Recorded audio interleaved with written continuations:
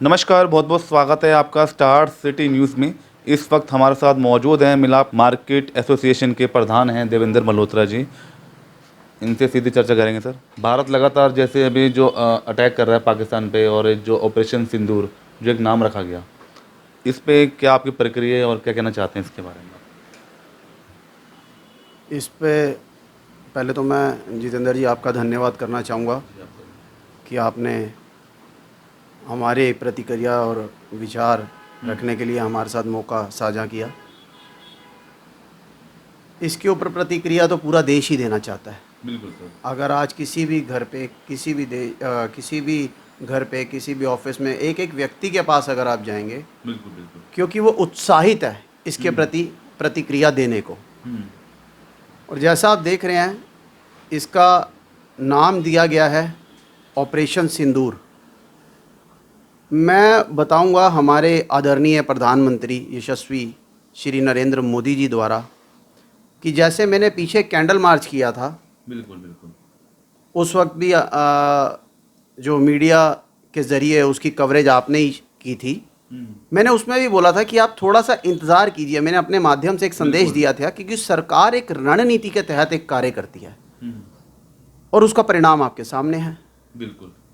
आज मैं आपको एक चीज़ और बता देना चाहता हूँ, जैसा मैंने पिछली वीडियो में कहा था और वो उसका प्रमाण आपके सामने, तो उसी तथ्यों के आधार पे मैं एक चीज़ और कहना चाहूँगा। ये जो ऑपरेशन सिंदूर है, ये मात्र भर एक सिंदूर है। अभी इसके अंदर हल्दी और मेहंदी की रीतें होने भी बाकी हैं। ओके। ये सिर्फ मात्र भर सिंदूर है, अभी हल्दी और मेहंदी ये दोनों रीतें होनी बाकी है। इसको जड़ से जो हमारे प्रधानमंत्री जी हैं, गृह मंत्री जी हैं, हमारे रक्षा मंत्री जी हैं, पल पल नज़र बनाए हुए हैं। बिल्कुल। और पाकिस्तान को नस्ते नाबूद करके छोड़ेंगे, ऐसा उनका प्रण है और ऐसी हम भारतीयों की कामना। क्योंकि ये जो नरसंहार किया था और उसके बदले जो ऑपरेशन सिंदूर के ज़रिए आज भारत ने जो अपनी प्रतिक्रिया दी, तो उनको ये पता लग चुका है कि ये भारत अब पहले वाला भारत नहीं है। बिल्कुल बिल्कुल। कि जब प्रधानमंत्री या रक्षा मंत्री कोई आदेश देने के लिए 10 बार बैठ के बुलाते थे और वो सब चीज़ें बैठ के बुलाने के अंदर ही गायब हो जाती थी। प्रत्यक्ष को प्रमाण की ज़रूरत नहीं है, आप देख सकते हैं किस प्रकार इसके ऊपर बैठ के हो रही हैं, निर्णय हो रहे हैं, और उसके बाद उन सब विचार विमर्श और रायशुमारी के बाद जो चीज़ें निकल के प्रत्यक्ष रूप से सामने आ रही हैं, वो पूरा ही देश देख रहा है। अब क्या लगता है पाकिस्तान का आगे क्या होने वाला है? देखो, अब सरकार की रणनीति क्या है वो हम नहीं कह सकते, लेकिन हमारी रणनीति ये है कि एक का जवाब 10 से। अगर यदि वो है, जैसे अभी आपने देखा होगा, कल रात को मैंने भी कुछ न्यूज़ में देखा कि रात को लगभग 2 बज के कुछ मिनट के करीब इन्होंने अमृतसर के ऊपर कुछ हवाई गोले फेंके। और बड़े दुख का विषय है क्योंकि सिख समुदाय जो हमारी रीढ़ की हड्डी है, मैं रीढ़ की हड्डी इसलिए कहूँगा क्योंकि ये वो बहादुर कौम है, जब जब देश के ऊपर विपदा आती है तो ये सबसे पहले आगे आते हैं। सिख समुदाय, बिल्कुल सर। देश की सेवा के लिए कोरोना काल था तो उसमें देख लो। बिल्कुल। आज भी अगर कुछ, अब भारत ने जो अटैक किया, उस अटैक के बदले में जो उन्होंने पूंछ पे अटैक किया, उसके अंदर मैं देख रहा था कल 3 सिख फैमिली से सरदार, बिल्कुल सर, जो हमारे दुकानदार भाई थे, वो बेचारे शहीद हुए।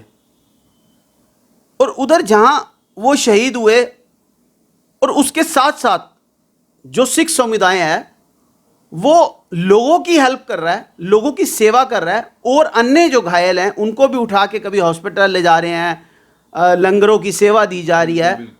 तो इतना अच्छा एक माहौल, और इसीलिए मैंने सिख समुदाय को रीढ़ की हड्डी कहा है।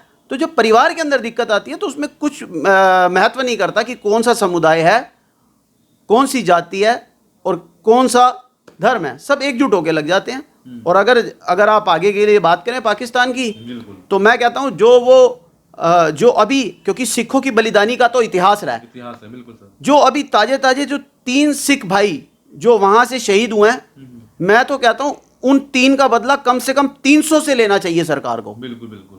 क्या कि उन्होंने हमारी रीढ़ की हड्डी को हाथ लगाया है, तो इनको एहसास हो। और दूसरी बात, जिस प्रकार कहा जाता है कि आतंकवाद का कोई धर्म नहीं होता, मैं एक बात कहना चाहूंगा, यदि आतंकवाद का धर्म नहीं होता तो फिर आतंकी को बाद में उसका जनाजे क्यों निकाले जाते हैं, उसको दफनाया क्यों जाता है? बिल्कुल। एक क्वेश्चन मेरा यह भी है, उसको जलाया जाए और इतने गंदे तरीके से गड्ढे के अंदर डाल के जलाया जाए ताकि उसको पता लगना चाहिए कि वो किसी जाति और किसी विशेष समुदाय से नहीं, वो आतंकवादी है, उसने आतंक किया तो उसका हशर यही होगा। उसके बाद देखना आधे से ज्यादा आतंकी आपको घर रास्ता करते हुए नजर आएंगे। ये बहुत जरूरी है, क्योंकि आतंकवाद कहीं से भी हो, आतंकवाद सिर्फ आतंकवाद है, उसका कोई धर्म नहीं है। कोई धर्म नहीं। और इनका बदला एक के बदले 10 से होना चाहिए।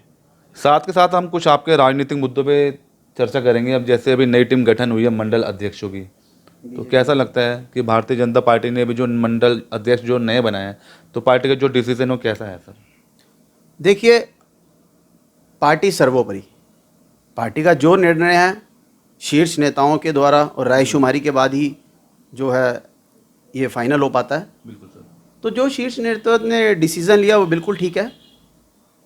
उन्होंने एक बहुत अच्छी चीज़ करी इस बारी, जो 35 से लेकर 45 साल तक के युवाओं को एज ए मंडल अध्यक्ष के लिए उन्होंने सेलेक्ट किया, और उसके अंदर जो बहुत नियर डियर सेलेक्टेड थे, फिर उनको मंडल प्रतिनिधि के नाम से उनको मंडल में स्थान दिया गया।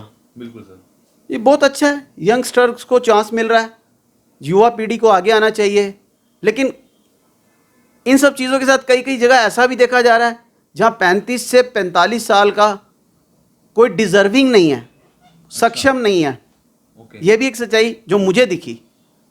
लेकिन अब वो क्राइटेरिया 35 से 45 का है, तो कई ऐसों को भी चांस मिल गया। बाकी जो शीर्ष नेतृत्व ने जिस चीज़ का डिसीजन लिया है, तो कुछ सोच समझ के ही लिया गया हुआ।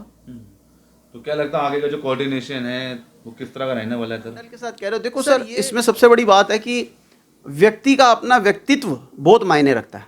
बिल्कुल सर। कि वो किस तरीके से प्रतिनिधित्व करता है। लोकल क्षेत्र के विधायक की भूमिका वो भी बहुत अहम रहती है। बिल्कुल सर।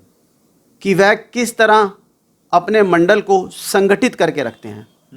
अब यही दायित्व बांटने के लिए उन्होंने मंडल अध्यक्ष बनाए कि जो जिम्मेदारी विधायक जी की है उसको थोड़ा कम करते हुए, डिवाइड करते हुए, ताकि संगठित रूप से काम हो पाए, सब पे किया।